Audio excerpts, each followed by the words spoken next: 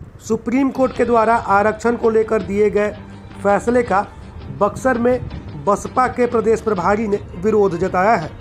1 अगस्त को supreme court के द्वारा दिए गए फैसले पर बहुजन समाज पार्टी के प्रदेश प्रभारी सह बक्सर लोकसभा के पूर्व प्रत्याशी अनिल कुमार ने अपना विरोध दर्ज करते हुए कहा कि हमारी पार्टी तथा पार्टी की सुप्रीमो बहन मायावती, उन्होंने इसे सरकार के इशारे पर किया गया फैसला बताया और कहा कि इससे दलित और पिछड़ों के उत्थान में काफ़ी दिक्कत होगी। उन्होंने कहा कि उच्चतम न्यायालय के इस फैसले के बाद कहीं न कहीं बाबा साहब के द्वारा दिया गया आरक्षण महत्वहीन हो जाएगा।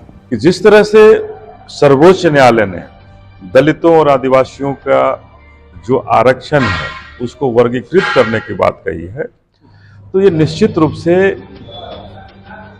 दलितों के और आदिवासियों के उत्थान में जो उत्थान हो रही थी बाबा साहब के संविधान की बदौलत, उसमें रुकावट का प्रयास किया जा रहा है।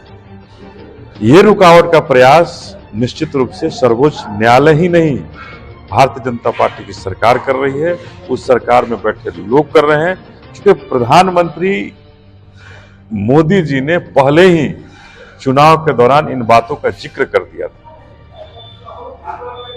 कि अगर हम चुन के आते हैं, हम फिर से प्रधानमंत्री बनते हैं, तो दलितों के आरक्षण पर हम वर्गीकरण की बात एक कमेटी बनाएंगे। इन्होंने कितनी सभाओं में कहा और आज कोर्ट ने सीधा सीधा उसको कह दिया कि हम कर दिए।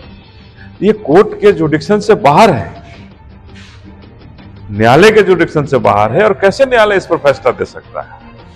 तो ये कहीं ना कहीं सरकार का एक इशारा था, सरकार की एक चाल है कि हम इसको न्यायालय के माध्यम से करा।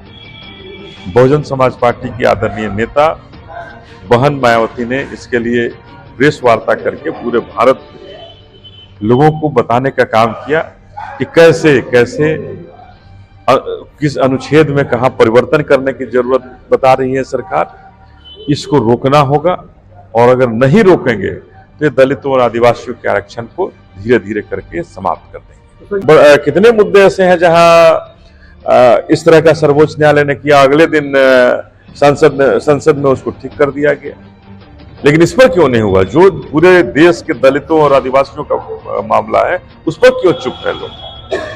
तो चुप्पी का कारण साफ है कि ये दलितों का, आदिवासियों का उत्थान ये सरकार नहीं चाहती है, और इसी वजह से ऐसा फैसला है।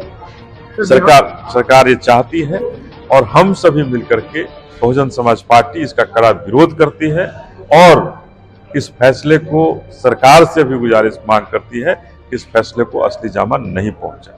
बक्सर से चंद्रकांत निराला।